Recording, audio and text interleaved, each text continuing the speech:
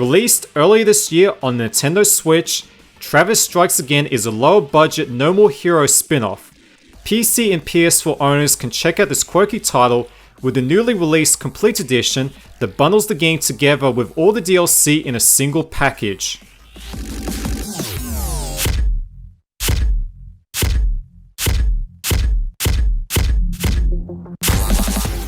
Travis Strikes Again takes place 7 years after the events of No More Heroes 2 and begins with Batman trying to get revenge for his daughter's murder by killing series protagonist Travis Touchdown. During the struggle, both are sucked into a video game console known as the Death Drive Mark II. The two of them set aside their differences and head out to collect all the Death Balls to resurrect Batman's daughter from the grave. I just can't say balls without feeling embarrassed.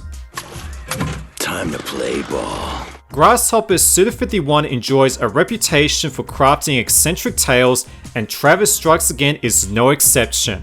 The game kicks off with a slick animated cutscene before alternating between different styles of storytelling. The bulk of the narrative is presented with visual novel sequences that pay homage to old computers like the Commodore 64 and ZX Spectrum, while others use an entirely different technique such as live action or PS1 style CG. At times, the narrative doesn't make any sense, and Suda51 storytelling isn't for everyone, but for me personally, I can't get enough of the man's unique brands of weirdness. The game also contains a few cameos from the developer's previous titles such as Killer 7, Killer is Dead, and Shadows of the Damned.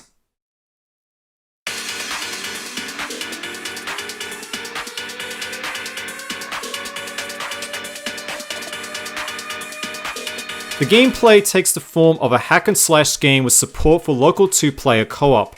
Travis has a weak and heavy attack alongside a set of 4 different skills. These skills can be customized using chips scattered throughout the environment. The combat is extremely simplistic, but it's a simplicity that turns it into the most playable game in the series.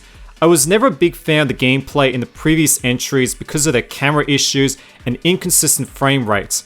Not to mention their over-reliance on QuickTime events drove me towards insanity. But in Travis Strikes Again, the fixed camera and smooth 60 FPS action makes for a highly playable experience, although the game still forces you to recharge weapons by waggling the analog stick. But the biggest issue with Travis Strikes Again is the excessive padding in each level. It's obvious the game had a small budget and the developers tried to artificially extend the length for maze-like level design. Some of the stages look unfinished with missing textures, and the game tries to justify these shortcomings with humor. To be honest, I would prefer a shorter, more concise experience instead of a longer one filled with dead air. I also didn't care for the minigames like this poorly executed Asteroids clone or the racing sequences that rely purely on shifting gears as quickly as possible. Because of the padding, the game takes between 7 to 8 hours to finish. Once you beat the game, you gain access to an additional level called Killer Marathon and the ability to play as Shinobu. Completes Killer Marathon and you unlock Bad Girl as a playable character. The PC and PS4 release contains all the content from the Switch version plus the DLC, although the Zelda t-shirts haven't made the cut for obvious reasons. The biggest difference between the Switch release and the Complete Edition stems from the increased resolution. When the Switch is docked, the game operates at 720p, while the stock PS4 outputs at 1080p, and owners of the PS4 Pro can enjoy a 4K presentation. All console versions run at 60 FPS, while the PC release maxes out at 120 FPS.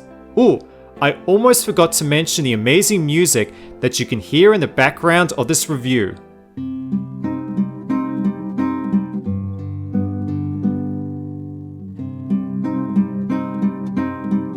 The Complete Edition of Travis Strikes Again is essentially the same game you played on the Switch with a nice bump in resolution.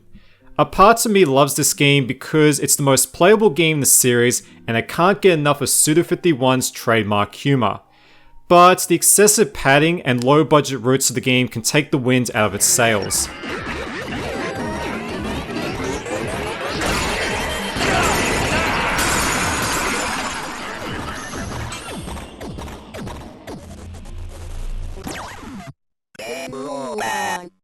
Game over, man.